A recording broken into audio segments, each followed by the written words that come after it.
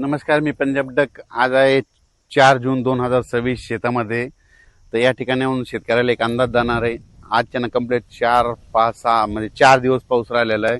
ज्यांची कामं असेल तर तुम्ही रोटायटर करून घ्या. राज्यामध्ये मात्र मी पहिल्यापासूनच म्हटलं होतं 7 ते 14 मध्ये राज्यात मान्सूनचा पाऊस येणार आहे. तर केरळला देखील मान्सून सक्रिय झाला आणि पुढे प्रवासाकडे निघालेला आहे.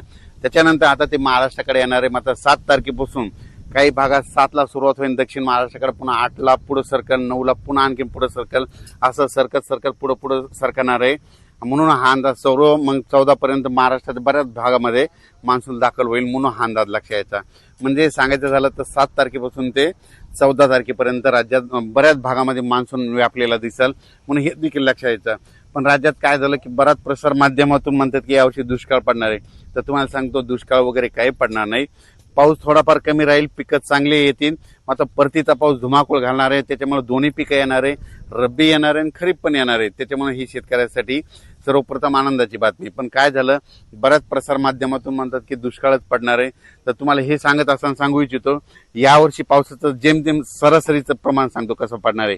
जूनमध्ये थोडाफार कमी पडेल, पेरण्या होतील, म्हणजे पेरण्या 2 टप्प्यात होतील. एक होतील 7 ते 14 मध्ये होतील आणि नंतर काय होईल 20 ते 30च्या दरम्यान एक पेरणीचा टप्पा राहील. आणि त्याच्यामधून जर काही शेतकरी कोणाची वापसा नसली उरली तर मग 10 जुलै ते 15 जुलैमध्ये तिसरा टप्पा राहील.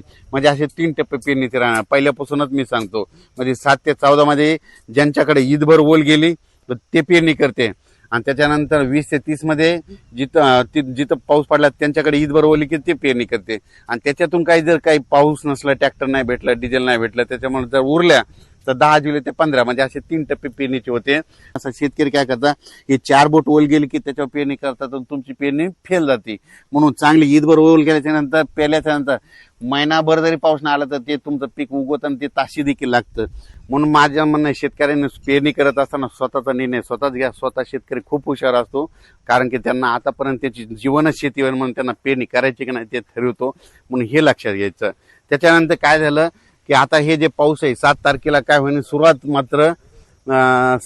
मात्र इकडून दक्षिण महाराष्ट्राकडून होईल. म्हणजे कोल्हापूर जिल्हा, सातारा जिल्हा, पुणे जिल्हा, त्याच्यानंतर इकडं अहिल्यानगर जिल्हा, बीड जिल्हा, धाराशिव जिल्हा, लातूर जिल्हा, परभणी जिल्हा, नांदेड जिल्हा, ह्या पट्ट्यामध्ये काय होईल, दक्षिण भागाकडून यावेळेस पाऊस येणार आहे.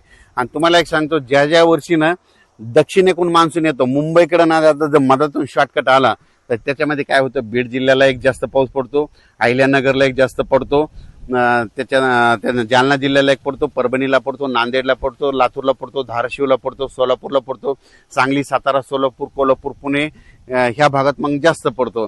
पण हे जे पाऊस जर मुंबईकडून तिकडे गेला तर मग ते काय होतं, उत्तर महाराष्ट्राकडे जास्त पडतो. आणि हे जे बीड जिल्हा, लातूर जिल्हा, धाराशिव जिल्हा, अहिल्यानगर ह्या भागाला कमी पडतो. पण यावर्षी ह्या बीड जिल्ह्याला, अहिल्यानगरसाठी खूप आनंदाची बातमी, यावर्षी मध्ये दक्षिणेकडून मान्सून मध्ये येईल आणि पुढे न जाता मधातूनच कट हाणल्यामुळे काय होईल, तुमच्या भागाची पेरणी लवकर लागेल. त्याच्यानंतर परभणी जिल्ह्यात देखील काय होणार आहे, हे पाऊस काय होणार, असा खालूनच म्हणजे दक्षिणेकडून असा पुढे सरकत येणार आहे. आणि ते फक्त काय होईल, थोडा नंदुरबार जिल्ह्यासाठी, धुळे जिल्ह्यासाठी थोडाफार कमकुवत राहील. पण त्यांना देखील काय होईल, ते मान्सून पुढे आल्याच्या नंतर त्यांना मात्र रिमझिम पाऊस त्यांना सुरू राहील. इकडे पाऊस सुरू झाल्याच्या नंतर त्यांना रिमझिम पाऊस सुरू होईल. आणि त्यांच्या रिमझिम मध्ये जर ईदभर वर गेली तर ते शेतकरी पेरणीचा ते निर्णय घेतील. आणि बियाणे निवडत असताना आपल्या नातेवाईकाला, आपल्या स्वतःच्या अनुभवानुसार कुठं आपण स्वतः डोळ्याने पाहिजे नंतर त्या बॅग निवडल्या तसेच बियाणे निवडा. मी देखील आता माझं शेत आहे, यावर्षी माझे 20 एकर सोयाबीन राहणार आहे आणि कापूस देखील राहणार आहे. आणि यावर्षी जवळपास 30 एकर शेतामध्ये कापूस देखील आहे, सोयाबीन देखील मी पेरणार आहे. आणि पेरणी करत असताना तुम्हाला त्याचा व्हिडिओ देखील देणार आहे. आणि कापूस मी ज्या धूळ पेरणी करणार आहे त्याचा देखील तुम्हाला व्हिडिओ देणार आहे. मी माझं कसं स्वतः निर्णय घेतो, तुम्ही तुमचे स्वतः निर्णय घ्यायचे शेती करत असताना.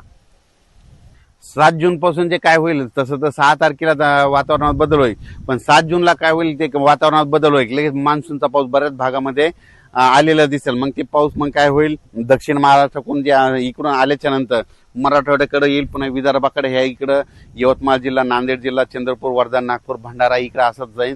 तसा पुढे ते अमरावतीकडे सरकल, अमरावतीकडून बुलढाण्याकडे जाईल, बुलढाण्याकडून इकडे जळगावकडे जाईल, धुळ्याकडे जाईल आणि त्याच्यानंतर संभाजीनगर हे असा भाग बराच म्हणजे अहिल्यानगर पासून हे असा भाग जवळपास यामध्ये 14 तारखेपर्यंत कव्हर करून जाईल. आणि मान्सूनच्या पावसामध्ये जमिनीमध्ये ईदभर ओल गेली तर तुम्ही तुमचा निर्णय घ्यायचा, पेरणीचा निर्णय तुम्ही घेऊ शकता. अचानक वातावरण बदललं तर उद्या एक लगेच मेसेज दिला जाईल. धन्यवाद.